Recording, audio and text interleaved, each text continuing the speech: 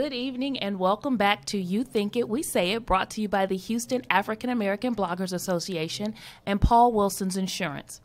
Tonight, we are going to have a real honest but no spoiler conversation about Black Panther. We were fortunate enough to see it together as a group, not all of us, but quite a few of us, and I can't lie, I had a blast. Tomei, Vernetta, Did you guys enjoy yourselves? I did. Yes.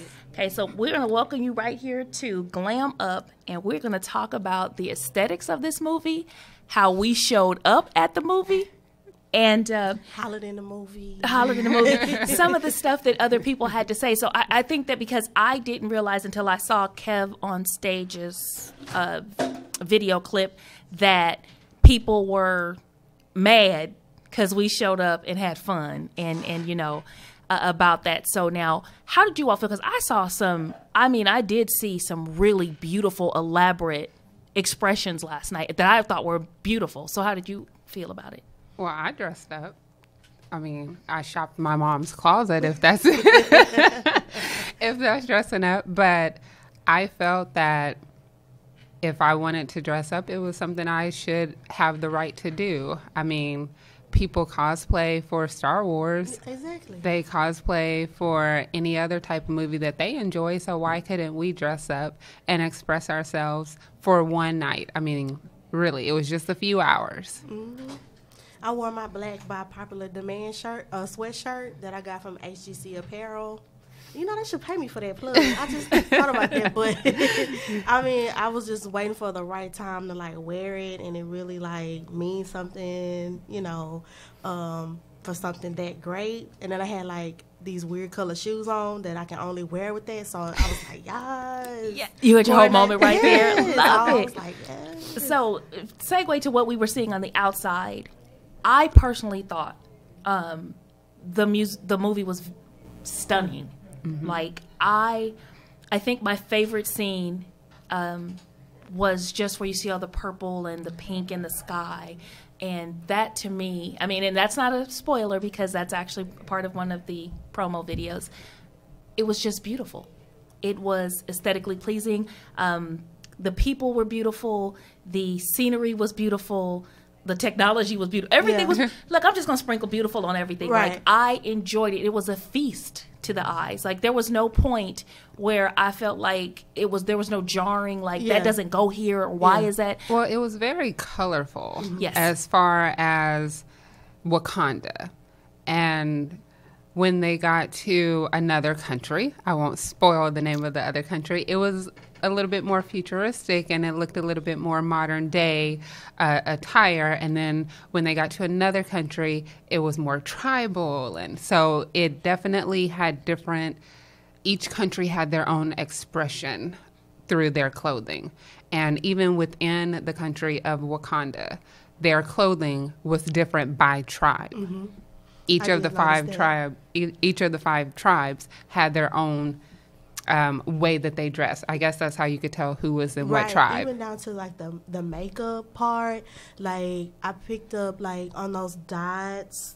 Oh, am I saying? No, they had it in the promo. The dots on the arms, but I won't spoil what they mean. Okay, how about that? So, but exactly, it's a little bit difficult to have this conversation because we don't want to give anybody spoilers, and it's so hard not to because it's such a meaty and weighty and wonderful and amazing movie that it's hard to kind of talk about what we liked and not let you all know everything that we liked at the same time. From the hair, I have to say this. I loved the styles. Mm-hmm. I loved the look, and there's just that one scene where the sun is really on Lupita's hair. And for me, I was like, it was well shot, well framed, and with her skin tone, like everything was just like on point. Look beautiful, like their makeup. Like I got a chance to kind of briefly look up. There were over 57 hairstylists and makeup artists. So I was wondering, like, how many hours, I couldn't find anything, how many hours that they have to spend in hair and makeup. Like, I wonder how much was actually effects and how much was actually, like, makeup. Like, what was done digitally and what was done manually. Well, according to the hairstylist, she told all the women to come natural. Because they were going to use their natural hair and they were going to use makeup. So the women were not There was no computer eyes for the women. They were naturally. Can we talk about the women with no hair? First of yes. all, let me just go ahead and the say, Dory. I'm a tad bit salty because I could not rock my hair. My head is not shaped well enough to take all my hair off and then have it. But perfectly they were shaped just heads. It was so beautiful. And so now that I'm done being jealous, I just wanted to go ahead and say, because my heart was, I was salty. Y'all don't understand. Because I would look like Super Mrs. Potato Head. I'm not going to lie. Like the way the back, look, no, we ain't going to even dissect my head. It was just amazing. I can't think of, can we talk about Black Panther's costume for just a minute? Yes. The King's costume. Every time that lit up, I was like, can I have one of those? Like, are they going to make like an action figure where the suit lights up? Because I would buy one now. I would pretend like it's for my grandson, but I'm not going to lie. Hey, I've seen online a woman in a Black Panther suit. She looked really good in it. Yeah, she's local here to Houston. Yeah. Wow. Oh, I can't remember her name. She just didn't wear the mask, but she had her natural fro hair out, and she had the Black Panther suit, and it looked really good on her. It had the things on there? Yes. No, she had on the suit wasn't lit, but it was definitely like, it's just an amazing photo shoot. She's on Instagram, and it was, I think that what I have enjoyed so much about the aesthetics from the movie, period, is that people took it and they interpreted it so many ways. Like, I follow cosplayers of color, and to see what they were doing and just what people have done around the world regarding just the look and how we all interpreted what that look looks like. Like citizens of Wakanda, we were all pretending we lived in Wakanda last night, and so it was a lot of coming to America there last. With that outfit on the shade room, he had the chain, he had the fur, he had the hair. Yes. I loved it. I know that isn't anything. Not everyone's going to be happy, but I was happy, and I was happy with our tribe. Now I don't know if you guys. I've been following everybody else's pictures from last night, but we had some fun last night afterwards, and it was a little bit late. But when I saw how we were dressed, I was like, look at us. We were just out here, and I think that's really a huge benefit for me being in HAB is that we do things collectively a lot, and when we do, I've never been disappointed. So our aesthetics, we fit right in. We don't even plan it. We just come out great, It does come out great. We are actually very fortunate in that we have the support of our leadership. And Vernetta, we're going to give you a shout out for making sure we had those tickets. Listen, those tickets, folks were like, do you have an extra? It was kind of that. And so the fact that you made sure that we had ours secured early, we appreciate it. And also, I was thinking when we were at the theater last night, how other people who weren't a part of our group were taking a look at us. They were looking, and they were and because we weren't just there, we were enthusiastic. We were enthusiastic about being there, and I think we did hog that one promo prop up a little bit. We hogged it for a minute. I don't care, because if people need to take pictures, they need to take pictures. Besides, we're bloggers, so we needed to post it online. So it was, a work thing. It was. I like that it was a work thing. So if, without giving away a spoiler, what one scene or person in the movie made your eyes pop out, or was what one moment, if you can give it without spoiling it? I would say for me, the person that just captivated my attention the whole movie was General Okoye. Because I've had my hair that short, and I am a little bit on the aggressive side like she is. So I totally related to her. I thought her uniform was very feminine, but she was still able to kick butt. I loved how they put a marking on her head. It looked like a tattoo or something like that. Her makeup was perfect. That was my person. That was okay. Tell me, I want to let you. It was the technology girl. Shuri?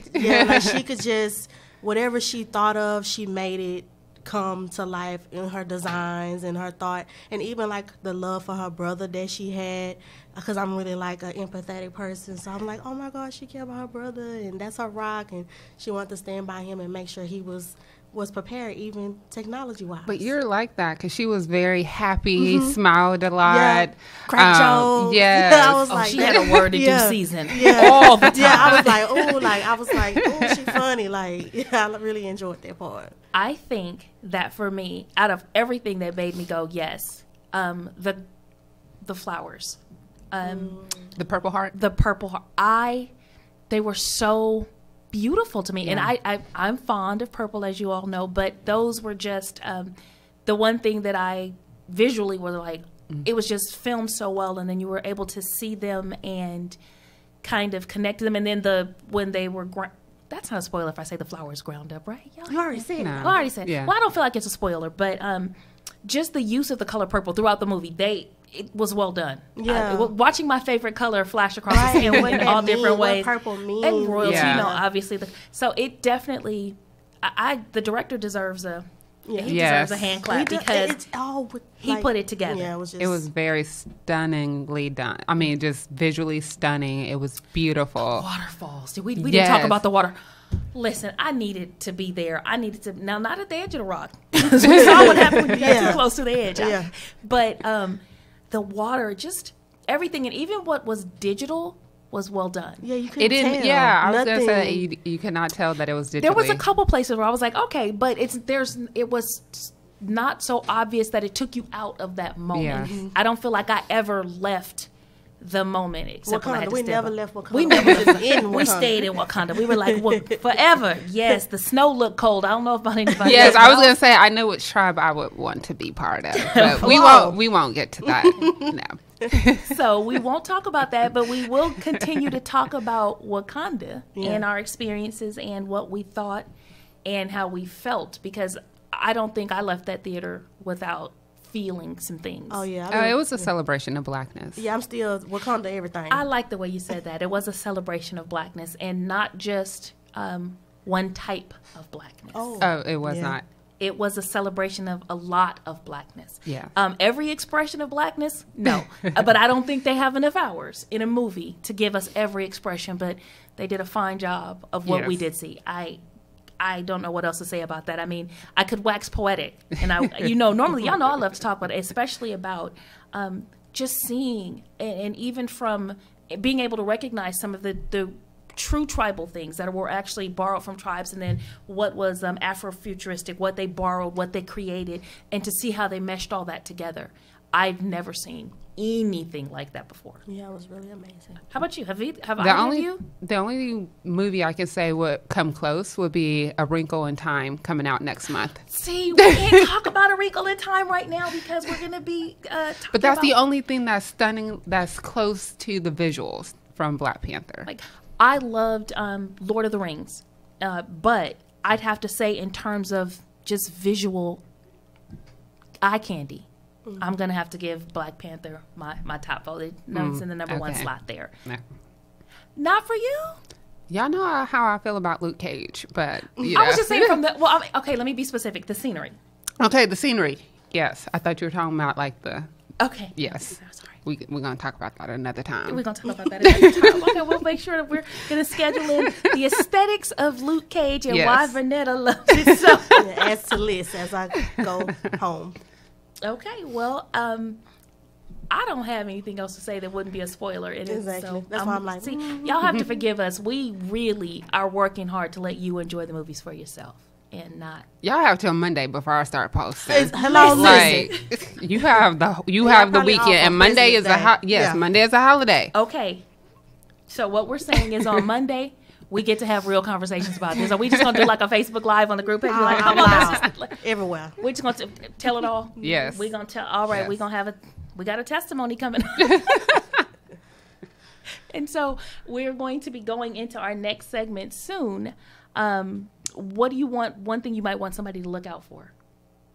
As far as the visuals, just take it in. It's very breathtaking.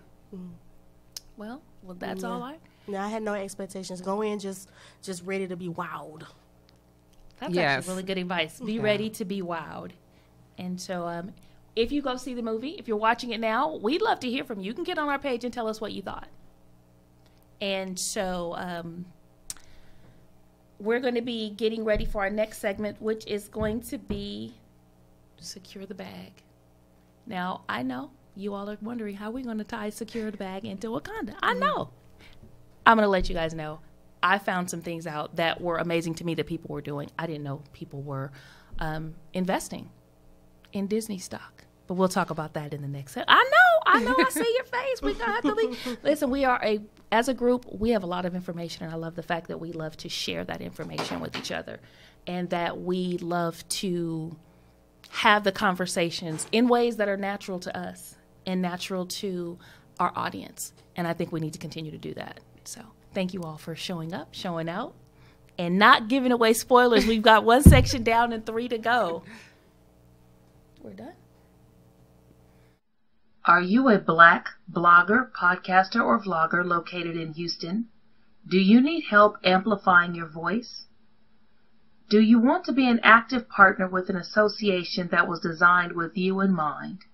If you answered yes to any or all of these questions, now is an excellent time to join the Houston African American Bloggers Association to enjoy the benefits of working with a thriving and expanding collective. Grandma and Grandpa just bought a brand new Corvette, lipstick red and black leather seats. I want to be just like them when I retire, footloose and fancy free. One of the things they taught me was to have a great insurance and retirement plan. That's why I signed up with the Paul Wilson Insurance Agency. Farmers, our family has trusted them with all our insurance and retirement needs, so we have no worries on the road of life or on the highway to New Orleans for Mardi Gras. The Paul Wilson Insurance Agency, a farmer's company.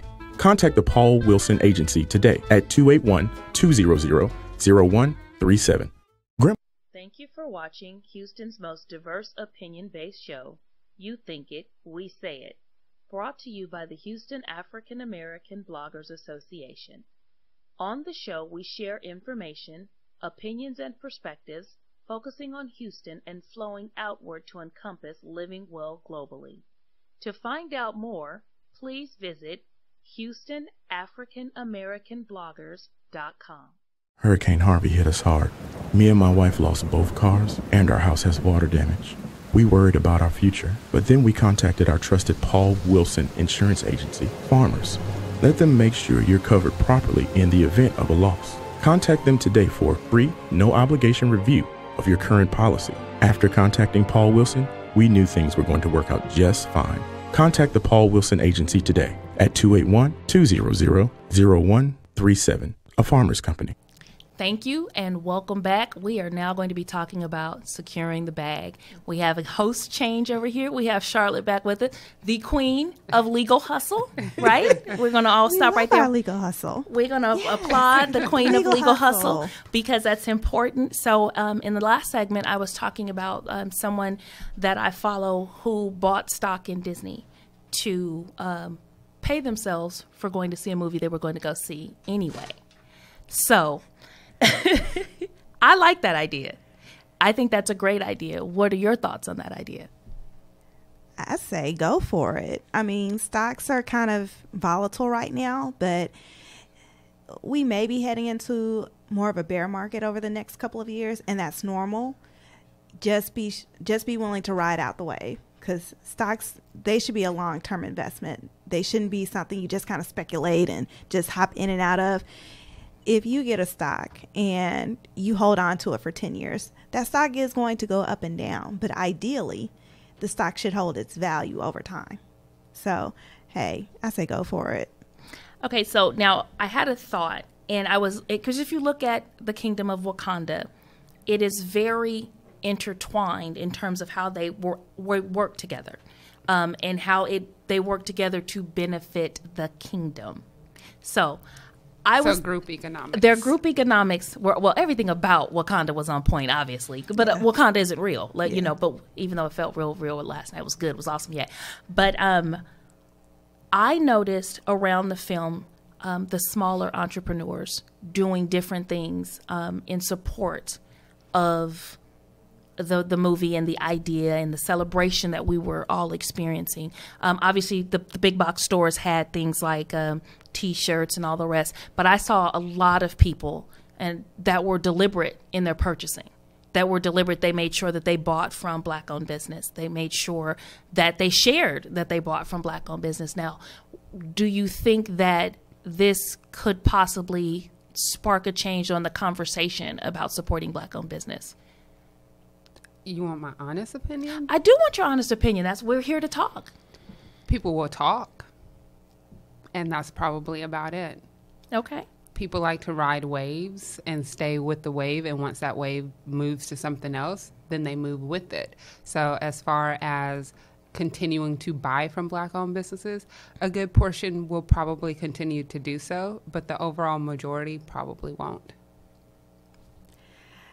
I think if you're not already buying from Black-owned, shame on you. Shame on you.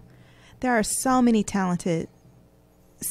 there are so many of us with so much talent who provide quality service, quality goods, and we just go to somebody else because of the perception. Mm-hmm. And Black Panther, hopefully, and again, hopefully, because we know Wakanda ain't real, but still, hopefully it will begin to spark people to think and really consider, where am I spending my money? Where's this money really going? And am I spending this with somebody who values me, somebody who looks at me as just another number, or somebody who really values me as a customer? Oh, I agree 100%. I'm very deliberate with my dollars, but that's something that my family has chosen to participate in. I think my greater question is because, like Vernetta said, people like to ride waves. I've seen, however, at least with the people that I surround myself with and the businesses that I follow and how things you have that it all kind of arcs out from that starting point where people are looking to not just connect, not just what's the right word?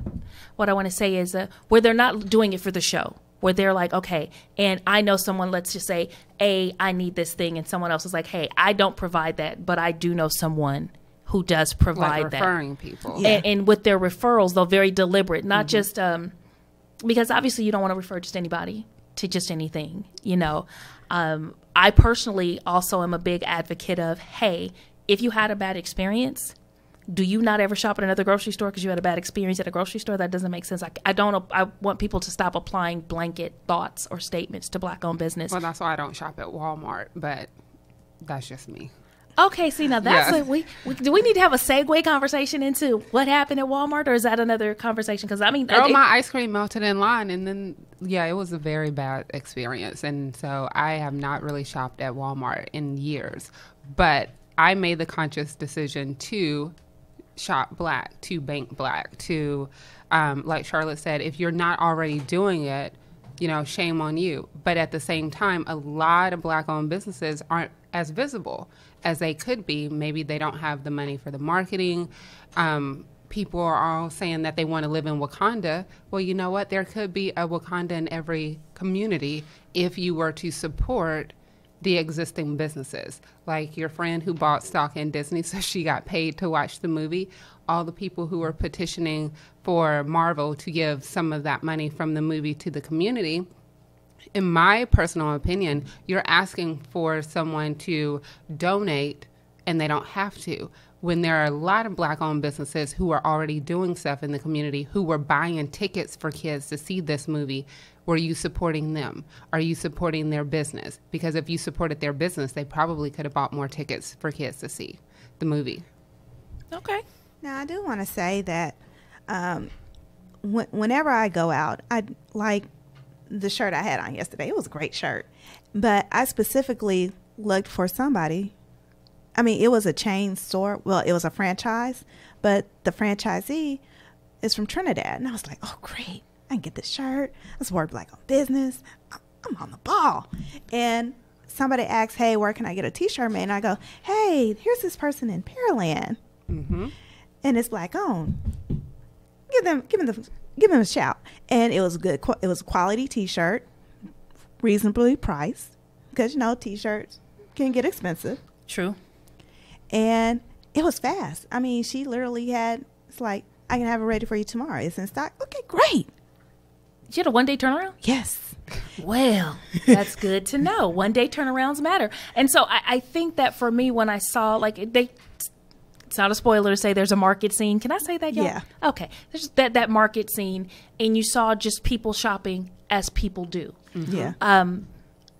And there were Black people shopping as people do. There was no sense of negativity in that scene, any of that.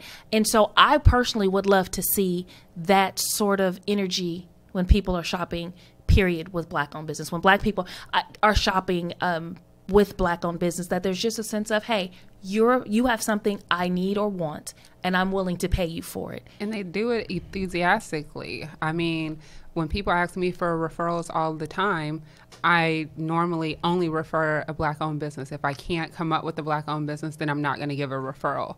I mean, just the other day, someone asked for a Black nail technician, and I knew one, so I was able to refer.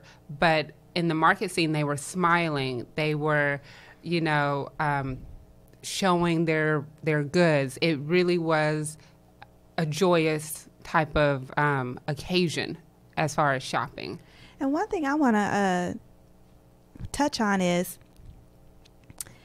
do we share enough information?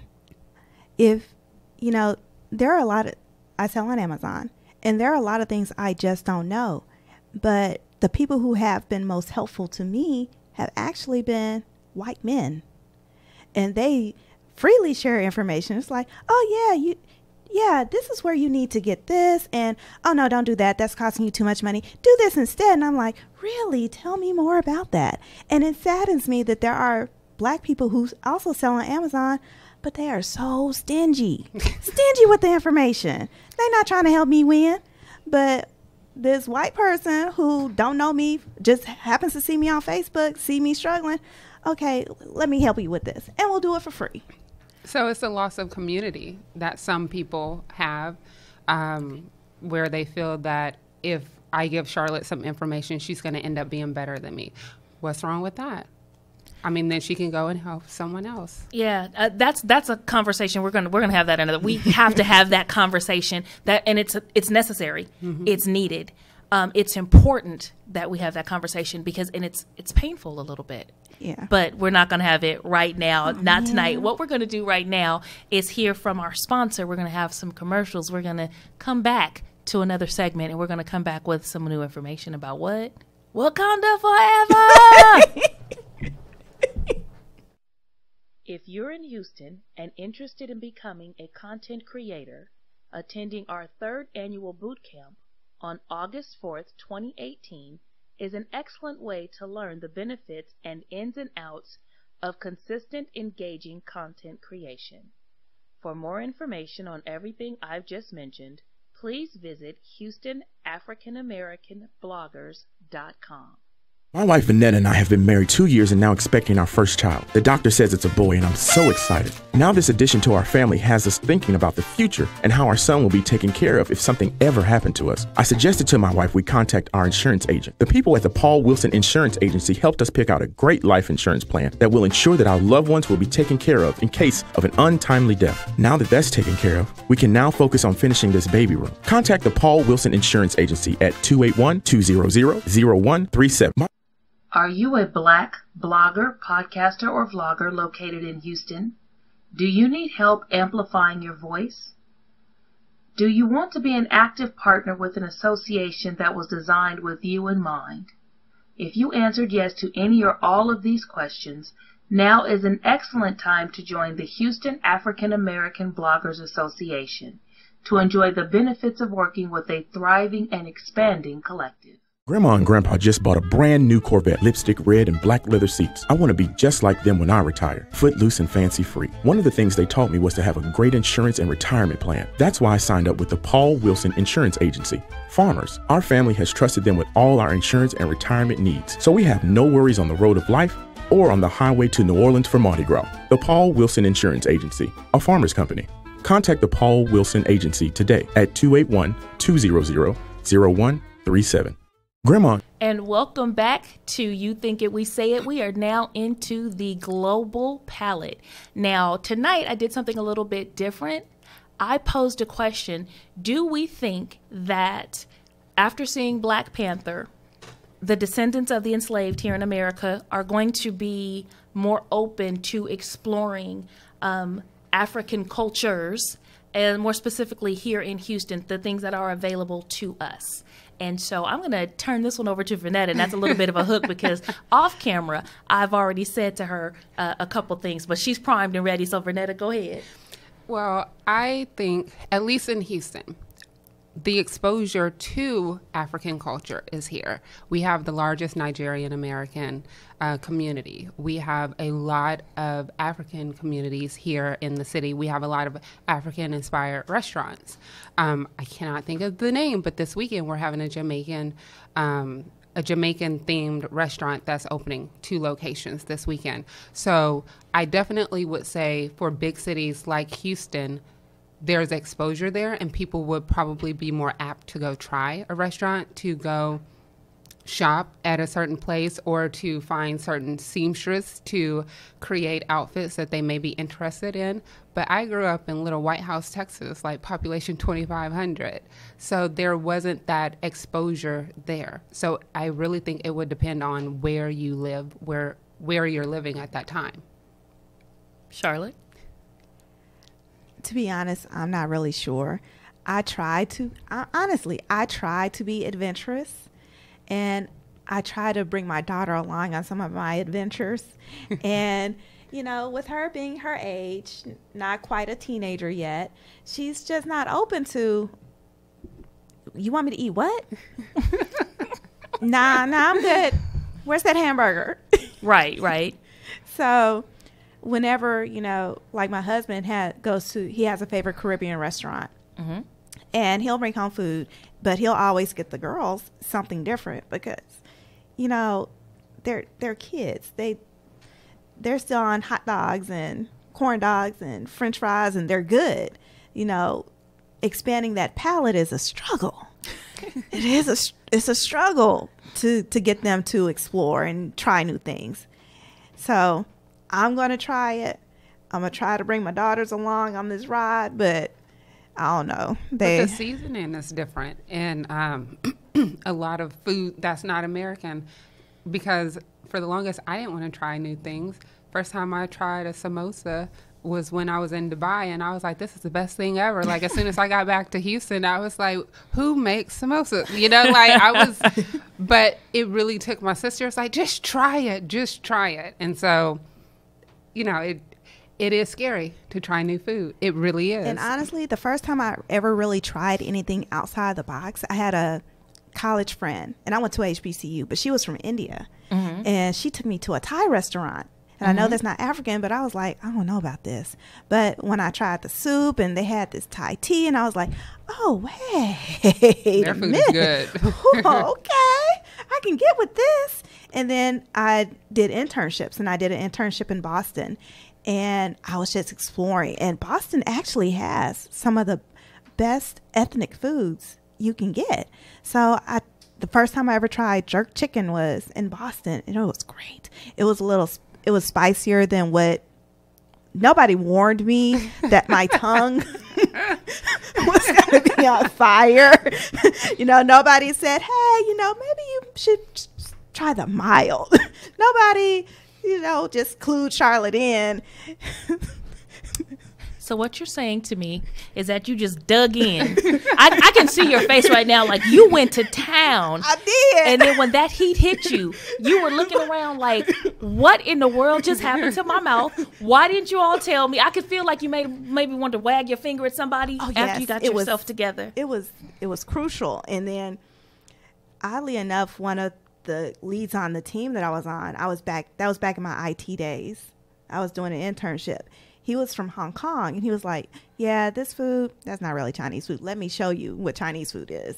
And he took me to a Vietnamese restaurant, and he would just kind of expand and just be like, you know, you got to try new things. But that wasn't until I was in college. So when you're in high school and you're used to barbecue and fried chicken and mashed potatoes. Oh, sorry.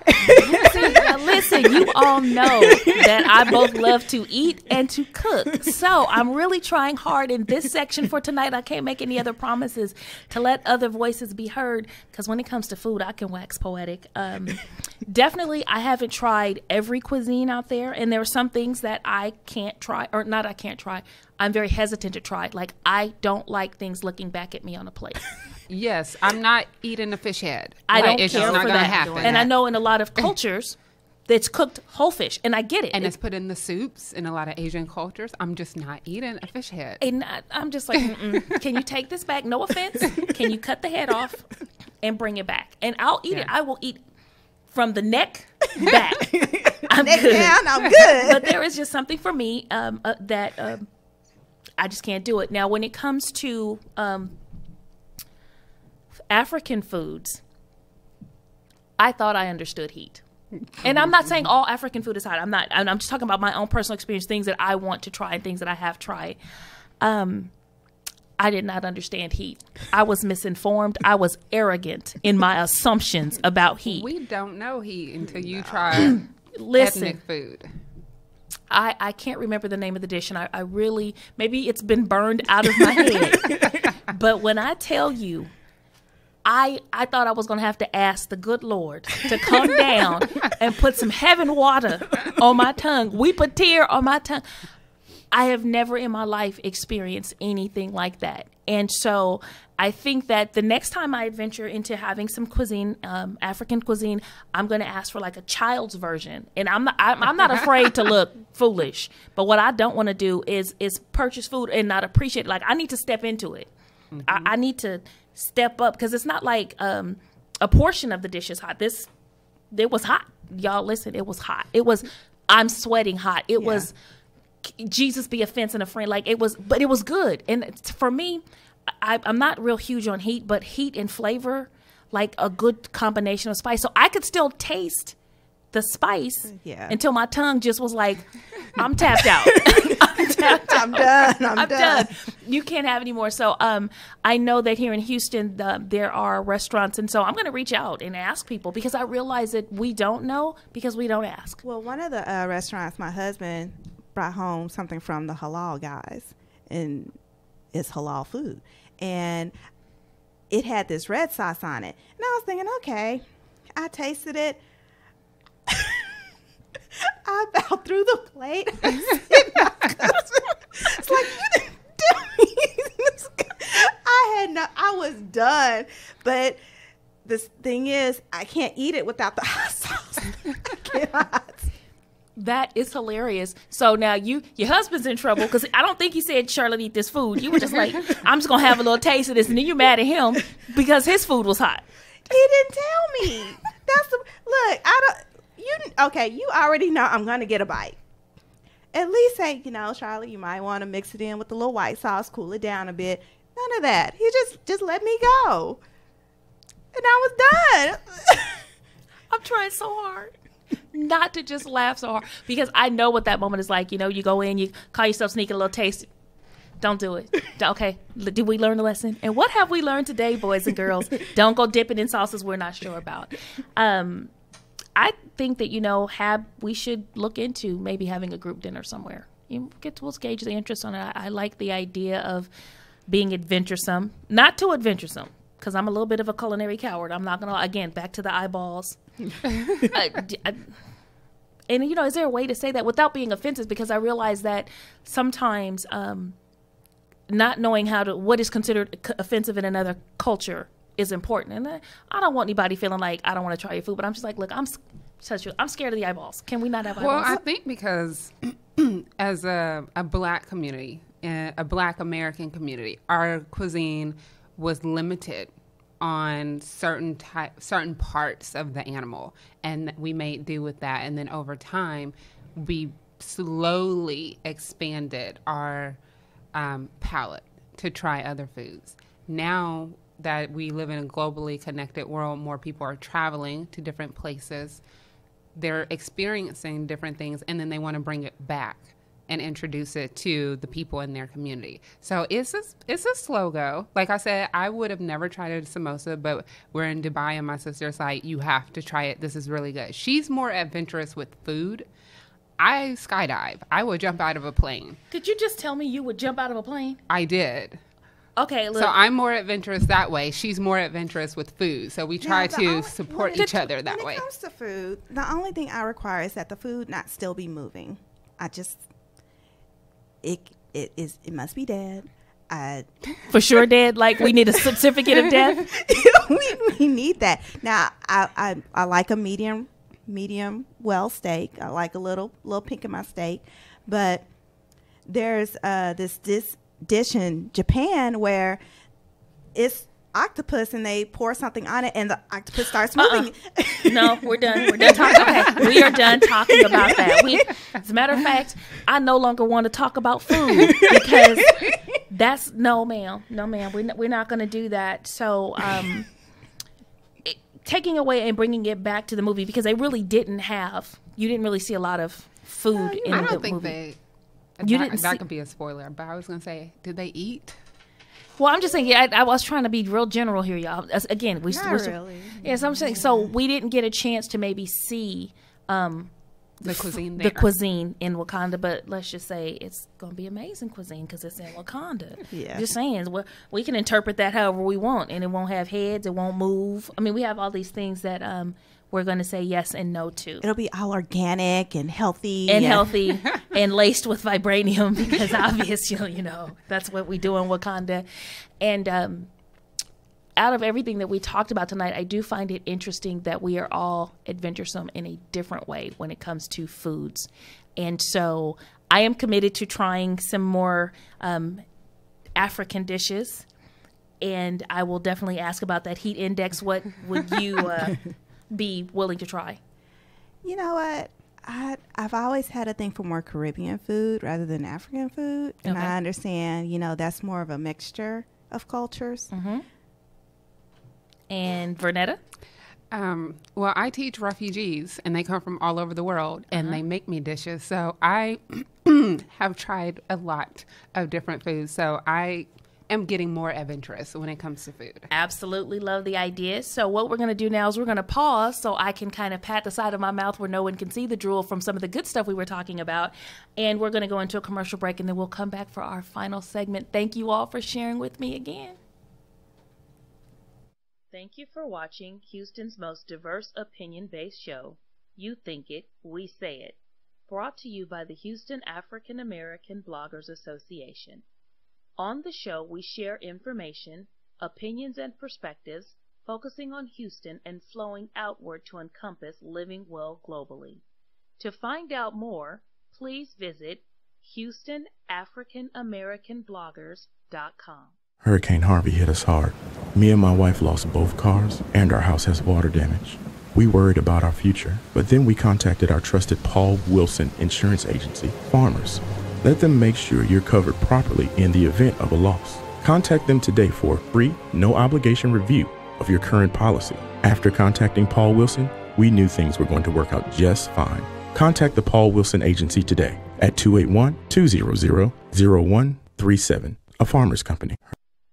If you're in Houston and interested in becoming a content creator, attending our 3rd annual boot camp on August 4th, 2018 is an excellent way to learn the benefits and ins and outs of consistent, engaging content creation.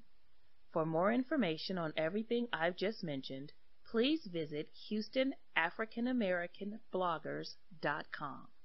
My wife Vanetta and I have been married 2 years and now expecting our first child. The doctor says it's a boy and I'm so excited. Now this addition to our family has us thinking about the future and how our son will be taken care of if something ever happened to us. I suggested to my wife we contact our insurance agent. The people at the Paul Wilson Insurance Agency helped us pick out a great life insurance plan that will ensure that our loved ones will be taken care of in case of an untimely death. Now that that's taken care of, we can now focus on finishing this baby room. Contact the Paul Wilson Insurance Agency at 281-200-0137. My wife Annette. Welcome back. We are now in our final segment, Drop a Pin.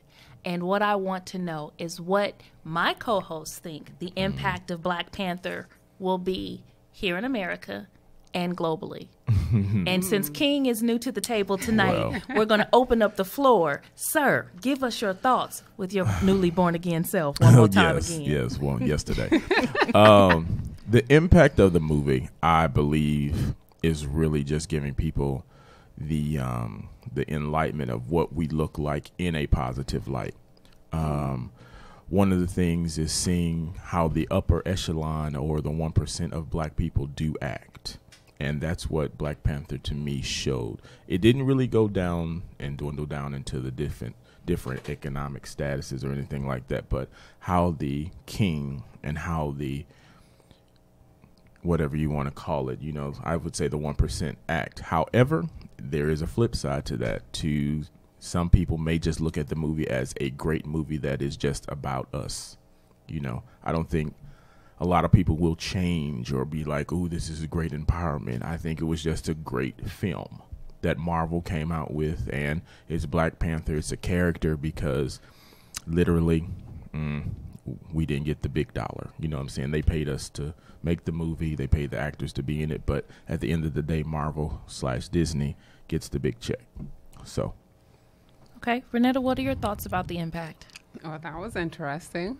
Well, because we're going to come back. We're going to have to circle back to that because I think sometimes you have to let sometimes people speak and you have to let it marinate. Yeah. Like, you can't have a ready rebuttal. You have to, let me think about that in the back of my mind. So we're letting that marinate. We're going to come back and talk about that. Yes, because that was interesting. I think for people's my mom age, this was a movie that had a different impact because they were used to seeing maybe the Jeffersons or something like that, where it was like a top 1%, right? And then we went through a few after the Cosby Show and after the 90s. We didn't really have that type of image on media, on screen, TV, film, anything like that. We went straight to reality TV. So I think for this younger generation, this is a good way to introduce them to, we've had images like this. We do have people like this. This is something you can work towards. This is something you can want to become. This is something that is not just for other people. And so I think having the younger children see it, having all the people who took the time to raise money or buy tickets for the kids to see it, I think it will give them a different way of them seeing themselves based on what they currently see on TV and movies right now. I can agree with that because it's just like the whole, I don't think it's a fad, but with the whole king and queen thing going around, we can say it, but have we really seen it? It's just like we can say we want a black president, but until we really had one, until we really see it for ourselves, is that something that we really, really believe? We can say it, but do we believe it? But with Black Panther, you see somebody who is the genealogy of how kings are brought into what has to be done for that king to take place.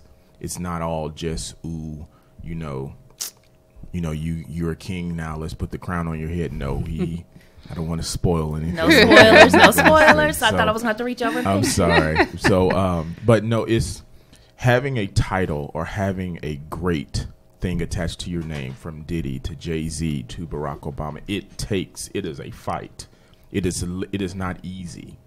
So having these terms that I think that we use, we need to really understand what it really means and how they really come about, because you don't just wake up and become a king or become this grand person, So I think people should really take that to heart. That's all. I think it's an attitude behind being a king, being a queen. Right. It's a responsibility. It's an ownership. And my personal opinion is I wish some people would stop calling themselves that because they don't own it.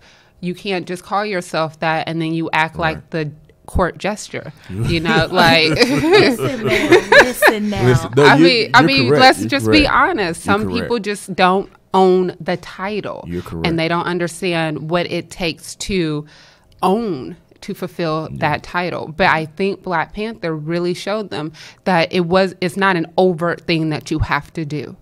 Right. I want to say what Nakia told T'Challa about what when he was saying what I should do to be king. and the advice she gave him. If everybody heard that advice and they take it to heart, then they will start seeing themselves in a different light. You're correct. I'm sorry. Go ahead. No. I was just going to say that for me, thinking about the movie as and its impact, I watch what my grandson watches. I read what he reads. Anything he's interested in, I'm vested in that. And as a family, we've always just been that way. And for him, just watching him as he kind of engages with the Black Panther character, as he's been exposed to more visual depictions of blackness, what we consider black excellence. That's not necessarily what everybody else considers black excellence, because my standards are a little bit different, because I'm not a subscriber to necessarily the idea that the 1% or 10% of us are better than the other 90% and should lead us. The talented 10th. Listen, I'm not going to talk about that. I'm trying to stick with the subject at hand, because that's another conversation. It sure is. So I wanted to make sure that in our exploration of this, that I heard how it made him feel and what he thought. And it was amazing to me just to watch him watch a black superhero, because I don't know if it's something in our genes, but we are sci-fi fantasy blurs. Like it's strong in the household. Okay. So to watch him identify and to watch what he wants to watch and what he wants, like the things that he says, and he hasn't seen the movie yet. That's like a Sunday treat. We're going to go show up and show out. But to see it's already had an impact on a little black boy who, while he doesn't look necessarily like the king, he doesn't look like, but he doesn't have a problem identifying with that. And so when I think that there are certain parts in the movie where he'll see black children. And to be able to see yourself not as a sidekick, not as and this is not a deliberate placement in this movie. Blackness is not deliberately placed to where it's an awkward feeling. It flows. It felt natural or something. It wasn't a quota. You weren't it wasn't a stereotype. You're right. And I'm gonna say this though, that the colorism of the people was very great to me, because as a black male, sometimes we go for the kind of lighter looking of our black people, but I was telling Tomei before we got on that I really was attracted to the head general of what is the guard's name? General. Okay, yeah. I was like, and then the thing with Lupita, I've only seen Lupita in roles of where she is like being beaten or she looks not good, but they literally made her look, or her features were brought out to where you were like, Lupita, it was something to where you can see now physically that darker skinned people have always looked that way, but were portrayed in a way of like, ooh, they're ugly, or ooh, they're just the bottom of the barrel. And I believe that was like a great thing, that it was well, they have some humanity. Can we just say, we're going to pause it for the women. I'm going to say, yes. Yes. And I'm not talking about the king, and I'm not talking about Killmonger. Can we talk about the brother on the throne in the snow?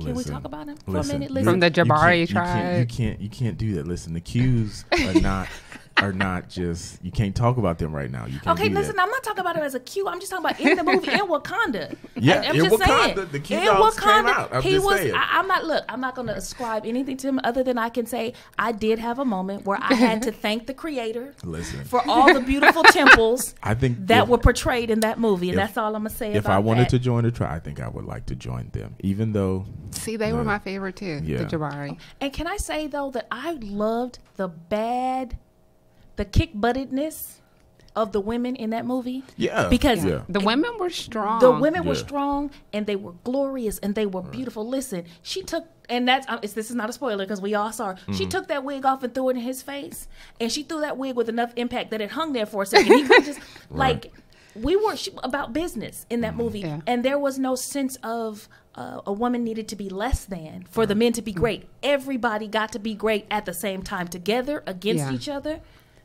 That's what King and I were talking about. That how the women, I don't want to say they were aggressive, but they were strong, and the men allowed them to be strong, and they never took that away from the women. Yeah, that's true. And like my favorite scene was the one with the rhino. I'm not going to give details yet, but it was the one with the rhino. Right. And like when she said Wakanda forever, and he did what he did, because I'm not trying to spoil it. I was just like, see, men can respect a woman's power, her feminine power. True. You need, I mean, as a black man, just black men in general, you need that. She was powerful and supported him in what he did, but when he was wrong, she pointed out that he was wrong. And she stood for what right was. Can we just, and he did not argue with her. Can we just put a pause and we're going to stick a pin in this, because that's a show. Yes. I think that we should have, and we need to sit and have some real conversations about the dynamics between men and women in our community. Right. And we can't squeeze it in the rest of this segment, because we were going somewhere with that. So we could have taken that. We could have had a Sunday sermon on that. And we're going to try to bring it back to Black Panther just a little bit, because that was deep. And I thank you for that. With the movie, and without giving spoilers, Vernetta, her favorite scene. Can you describe your favorite scene without a spoiler? Oh my goodness! I'm going to see it again on Monday, but let me see if I can bring it back. I believe. Well, let me do this. The history, how they went through the family tree. I think that was an excellent thing. One, because if you don't know the story of Black Panther, you get that. Two, because a lot of us don't know past our grandfather. A lot of us don't know that. A lot of us don't know our great.